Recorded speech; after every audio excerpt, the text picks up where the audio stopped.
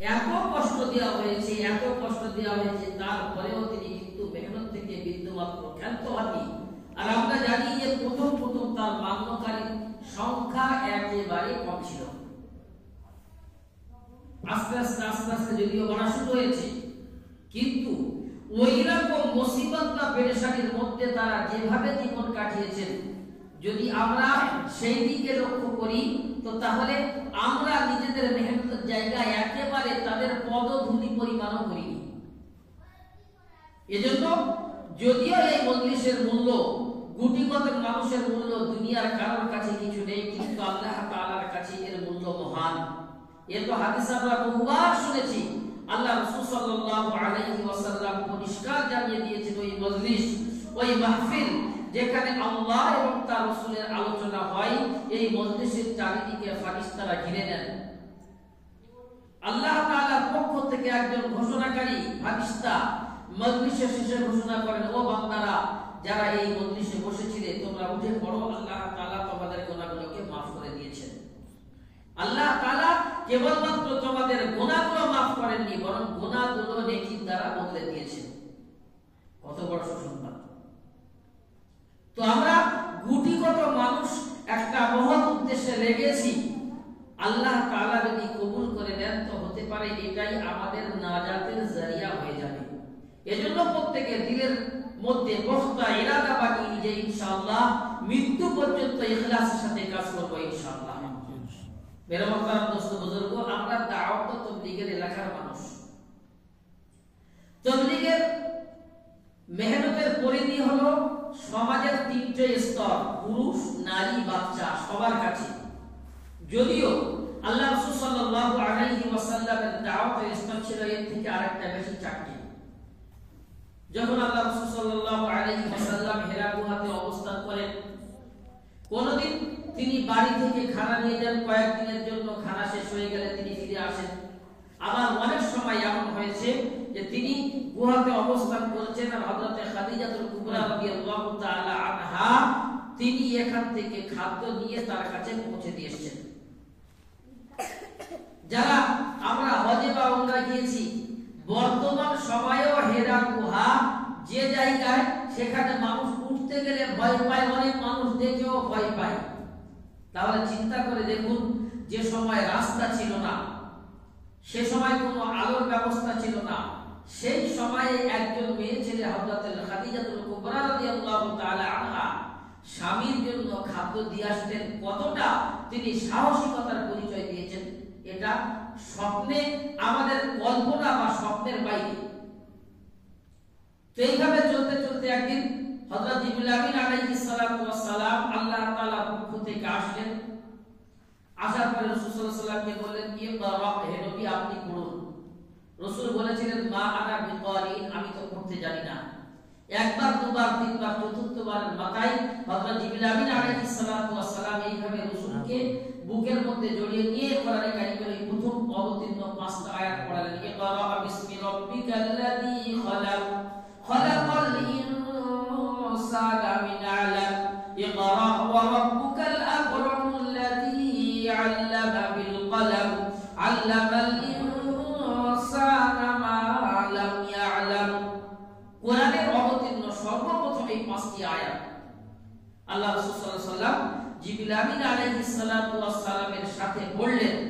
পড়ার পরে কিন্তু তার অন্তর কেঁপে উঠেছিল। এরকম মানুষ কোনোদিন দেখেননি, হঠাৎ আজকে এসেছে। তিনি ওখান থেকে কাঁপতে কাঁপতে কাঁপতে কাঁপতে বাড়িতে চলে আসলেন। আসার পরে খাদিজাকে ডেকে বললেন, জাবিলুনি জাবিলুনি, খাদিজা আমাকে চাদর দ্বারা, কম্বল দ্বারা আবৃত করে দাও। যখন অনেকক্ষণ সময় হয়ে যাওয়ার পরে রাসূল থেকে ভয়টা দূর হয়ে গেল, আল্লাহ রাসূল সাল্লাল্লাহু আলাইহি ওয়াসাল্লাম পুরো ঘটনাটা শোনালেন।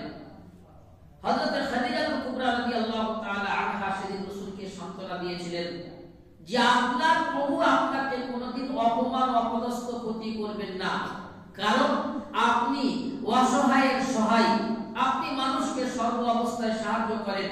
হযরত খাদিজাতুল কুবরা রাদিয়াল্লাহু তাআলা আনহার কথাগুলো ইমাম বুখারী রাহমাতুল্লাহ আলাইহি তার কিতাবের মধ্যে ছোট ছোট করে তা শুনিয়ে দিয়েছেন, মানুষের সামনে ব্যক্ত করে দিয়েছেন। তো হযরত খাদিজা রাদিয়াল্লাহু তাআলা আনহার সাথ রাসূল পুরো পেয়েছিলেন। তাহলে সর্বপ্রথম আল্লাহ রাসূল সাল্লাল্লাহু আলাইহি ওয়াসাল্লাম দাওয়াত দিয়েছিলেন কাকে? হযরত খাদিজাতুল কুবরাকে।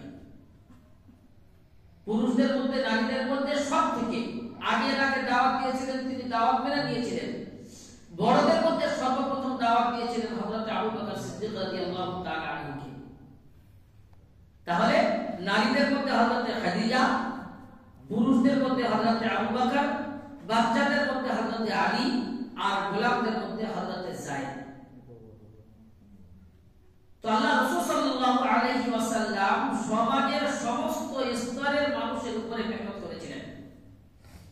আমাদের দাওয়াত তাবলীগের মাকসাদ হলো প্রত্যেকটা স্তরের, পুরুষ হোক, নারী হোক আর বাচ্চা হোক, কারণ এখন তার গোলামের মাসলা নেই, তো এদের প্রত্যেকের কাছে দ্বীনের দাওয়াত পৌঁছাতে হবে।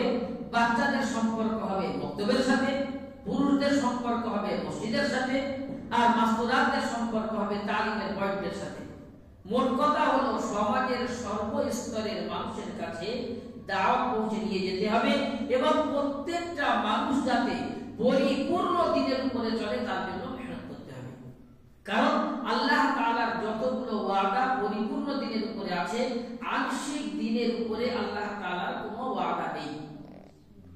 তো আজকের আমাদের যে মাজমা বা যে মাকসাদ, এটা হলো কোরআন শেখার মাজমা, যে আমাদের বাচ্চারা তারা একদিন কোরআনের হাফিজ হবে, আলিমে দ্বীন হবে, তারা কোরআনকে নিজেদের জিন্দেগিতে নেবে, তারা দ্বীনের উপরে চলবে, এই মাকসাদ বা এই উদ্দেশ্য নিয়ে আমাদের সমবেত হওয়া।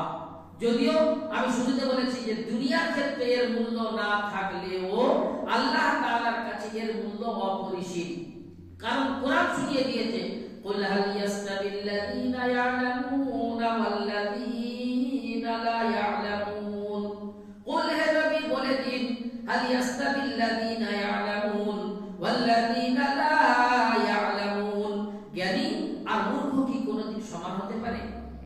একটা মানুষ ডাক্তার হতে পারে, মাস্টার হতে পারে, প্রফেসর হতে পারে, ইঞ্জিনিয়ার হতে পারে, উকিল, মুফতার, জজ, ব্যারিস্টার, যা কিছু হতে পারে, যদি তার মধ্যে দ্বীনের জ্ঞান না থাকে আল্লাহ তাআলার খাতায় সে মূর্খ। আল্লাহ পরিষ্কার জানিয়েছেন, জ্ঞানী আর মূর্খর উদাহরণ দিয়েছেন। একটা মানুষের মধ্যে সব কিছু আছে, কিন্তু তার মধ্যে যদি দ্বীনের জ্ঞান না থাকে, অর্থাৎ ন্যূনতম যতটুকু জ্ঞান প্রত্যেকটা মানুষের জন্য প্রয়োজন, যদি এই মানুষটার মধ্যে না থাকে, এ সমাজের সবথেকে প্রতিষ্ঠিত হতে পারে, কিন্তু আল্লাহ তাআলার খাতায় মূর্খ। আর আমরা যদি সমাজে এগুলো দেখি তো এরকম বহু মানুষ পাবো। বেশ কয়েক বছর আগে কোন পত্রিকায় পড়েছিলাম যে একজন হাইকোর্টের প্রাক্তন বিচারপতি, প্রাক্তন প্রধান বিচারপতির মায়ের জানাজা হচ্ছে। ইমাম সাহেব জানাজার পূর্বে কিছুক্ষণ কথা বলছেন, জানাজার নিয়ম পদ্ধতি বলছেন, তো ইনি ঝরঝর ঝরঝর করে কাঁদছেন। তো সবাই তাকে গিয়ে বোঝাতে লাগলেন যে দেখুন আপনি কাঁদছেন কেন? সবার তো মা মারা যায়, আব্বা মারা যায়, প্রত্যেককে দুনিয়ায় একদিন ছেড়ে চলে যেতে হবে। তিনি সেদিন উত্তরে বলেছিলেন, আমি এই জন্য কাঁদিনি যে আমার মা মারা গিয়েছে, বরং আমি কাঁদছি এই জন্য যে আমার একটা কলমের শুধু খোঁচা দিলে, সই করে দিলে দুনিয়ার অনেক কানুন বদলে যায়, কিন্তু আল্লাহ তাআলা যে কানুন দিয়েছেন, মা মারা গিয়েছে, আমি জানাজা পড়তে এসেছি, জানাজার যে দোয়া, সেই দোয়া আমার মুখস্থ নেই। এজন্য আমার চোখ থেকে পানি বের হচ্ছে যে আল্লাহ তাআলা আমাকে এত শিক্ষিত করেছেন, কিন্তু এখনো পর্যন্ত আমি জানাজার দোয়াটা মুখস্থ করার ব্যাপারে চিন্তা করিনি। আজকের মায়ের জানাজার সামনে এসে দাঁড়িয়েছি, এজন্য আমার চোখ দিয়ে ঝরঝর করে পানি পড়ছে যে বাস্তব ক্ষেত্রে আমি তো মূর্খ, কারণ জানাজার দোয়া এখনো পর্যন্ত আমি শিখিনি। যদি আমরা আমাদের সকালের দিকে লক্ষ্য করি, শুধু জানাজার দোয়া বলে নয়, এরকম হাজারো আছে এখনো পর্যন্ত কলেমা জানে না, এরকম মানুষ বহু পাওয়া যাবে। 4 রাকাত নামাজ পড়ার সঠিক পদ্ধতি যদি আমরা প্রত্যেক এলাকার মানুষদের দিয়ে যদি দাঁড় করাই, তো দেখা যাবে শতকরা 70 থেকে 75% মানুষ তারা যেভাবে নামাজ পড়তে বলা হয়েছে সেইভাবে নামাজ পড়তে পারে না। আল্লাহ রাসূল সাল্লাল্লাহু